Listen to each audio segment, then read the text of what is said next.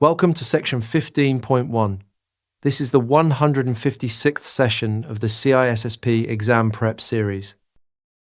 In this session, we'll learn how to build a program that keeps your controls honest. We'll answer several questions. What are the three building blocks of such a program? How do you decide what to test and how often? How is an assessment more than a scan? Why must an audit be independent? Who controls each type of audit? And what standards frame the whole effort? Why does this matter beyond the exam? Because a control that worked to install can quietly rot. Picture a payment gateway whose firewall rule was loosened during a rushed release. Nobody noticed, and the hole sat open for months. A discipline testing program is what catches that drift before an attacker does. On the job, you are the person who proves the defenses still work, not just that they once did. So what are the three building blocks of the program? Think of them as three lenses on the same controls.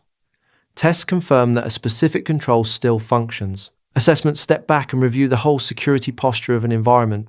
Audits bring in an independent party to vouch for that posture to outsiders.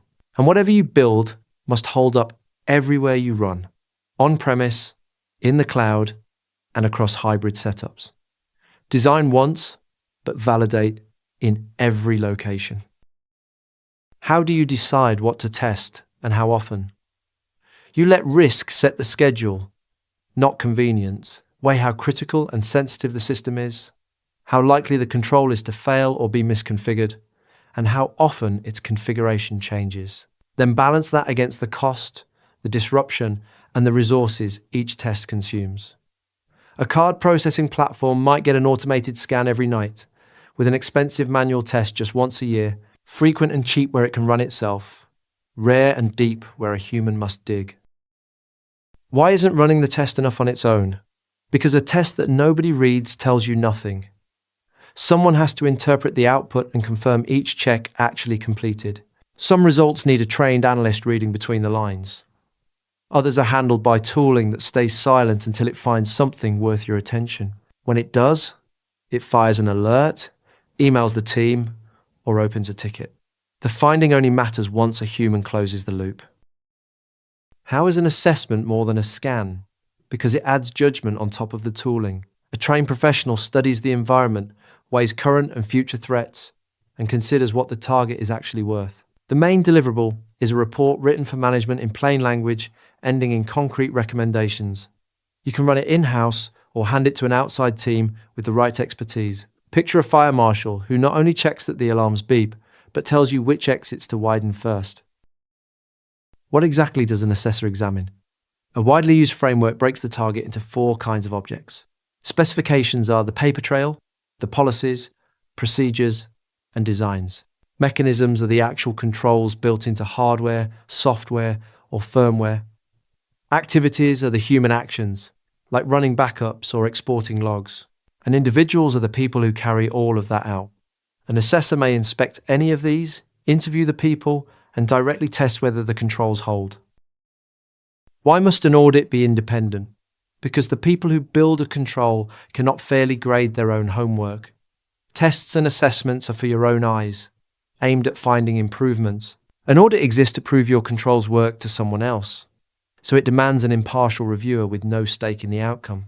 That outside view is what a board, a regulator, or a partner will actually trust. Independence is the whole point, not a formality. What makes an internal audit different? It is run by your own audit staff, but with a deliberate wall between them and the teams they judge. That independence comes from the reporting line. The chief audit executive typically reports straight to the chief executive or even the governing board, not to the managers whose controls are under review. The audience is internal leadership. Think of an inspector who works for the airline but answers only to the very top. What sets an external audit apart? It is performed by an outside firm hired to give a verdict the market will believe. Because that firm has no operational stake, its opinion carries weight with investors and regulators. The largest engagements often go to one of the so-called Big Four accounting firms, whose sign-off is broadly accepted. Here is the subtle point for the exam. The firm is outside the organisation, but the organisation still hires and pays it.